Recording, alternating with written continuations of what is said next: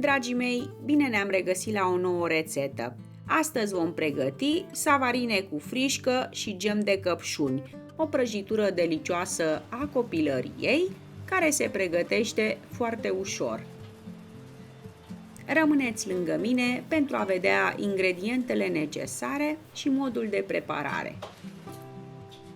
Pentru aluat avem nevoie de 6 ouă de mărime medie, aproximativ 550 de grame de făină cu 3 nule, 90 de grame de zahăr, 300 de ml de lapte călduț, 90 de ml de ulei, o linguriță de extract de vanilie, puțină sare și 10 grame de drojdie uscată sau 30 de grame de drojdie proaspătă. Pentru început vom cerne 550 de grame de făină într-un bol încăpător. Eu am folosit făină cu 3 nule, cu 10% proteină. Facem o gropiță în grămăjoara de făină și adăugăm 300 de ml de lapte călduț, 10 grame de drojdie uscată sau 30 de grame de drojdie proaspătă și o linguriță de zahăr din cantitatea totală. Amestecăm puțin cu o lingură și lăsăm la odihnă pentru aproximativ 10 minute pentru activarea drojdiei. Între timp vom bate 6 ouă de mărime medie cu restul de zahăr și le adăugăm și pe ele în castronel. Ouăle trebuie să fie la temperatura camerei pentru o dospire mai rapidă. Adăugăm și o linguriță de extract de vanilie sau 2 pliculețe de zahăr vanilat și puțină sare.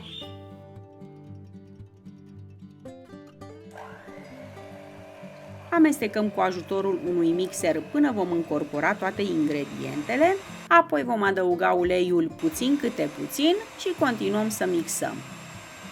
În cazul în care compoziția este foarte groasă și mixerul nu se descurcă, mai adăugăm 2-3 linguri de lapte călduț. După ce încorporăm tot uleiul, continuăm să mixăm încă 5 minute pentru a dezvolta glutenul din făină. Astfel vom obține niște savarine aerate și pufoase. Așa trebuie să arate aluatul de savarine, să fie moale și lipicios. Acoperim castronelul cu folie de plastic și lăsăm aluatul la dospit pentru aproximativ 45 de minute. Între timp vom pregăti formele pentru savarine. Le vom unge cu ajutorul unei pensule cu un strat subțire de unt, apoi le tapetăm cu făină. Eu am folosit forme cu diametru de 9 cm și înălțime de 4,5 cm aproximativ, însă puteți folosi orice formă doriți.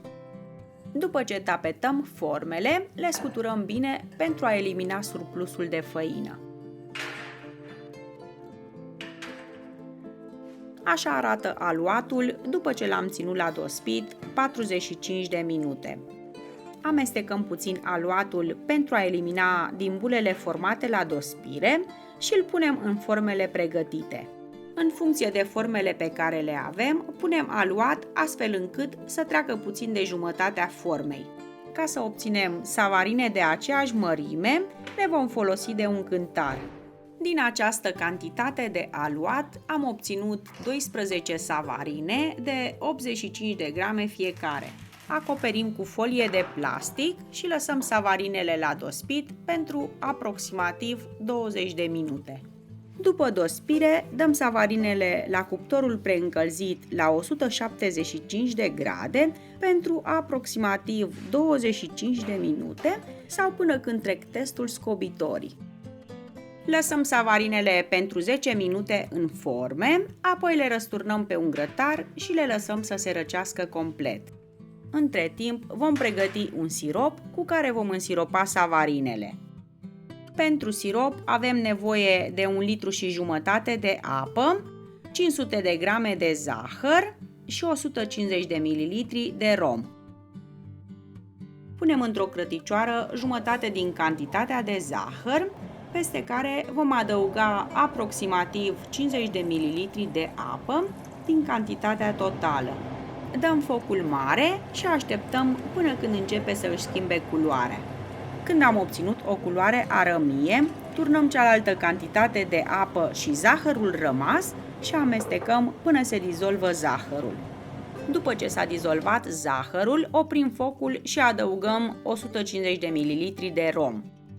Dacă nu doriți alcool în prăjitură, îl puteți înlocui cu câteva picături de esență de rom. Lăsăm siropul să se răcească complet și trecem la următorul pas.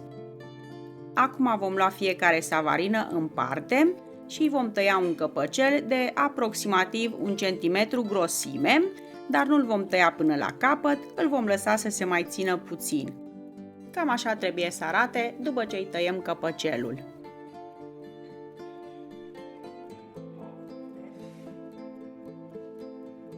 După ce le-am tăiat căpăcelele la toate, le scufundăm în sirop pentru câteva secunde, apoi le lăsăm să plutească până simțim că se îngreunează și se saturează cu sirop, aproximativ 1 minut.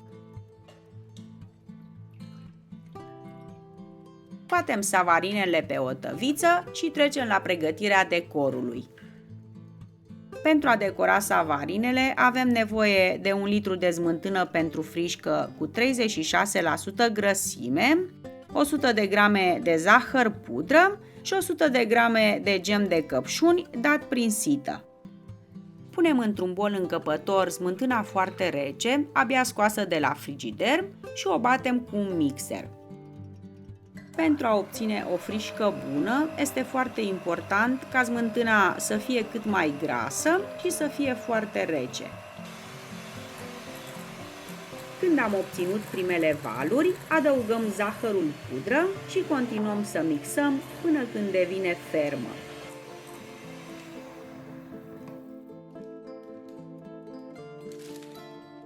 Punem frișca într-un poș cu dui stelat și umplem savarinele.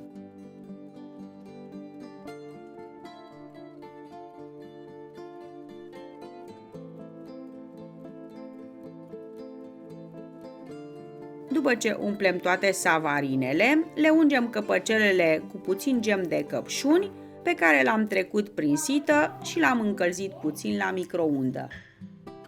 Savarinele se pot păstra la frigider într-o tăviță, maxim 2 zile, pentru că se usucă frișca. Dragii mei, aceasta a fost rețeta de astăzi, sper că v-a plăcut și sper să o încercați și voi. Până data viitoare, vă doresc toate cele bune și vă îmbrățișez cu drag!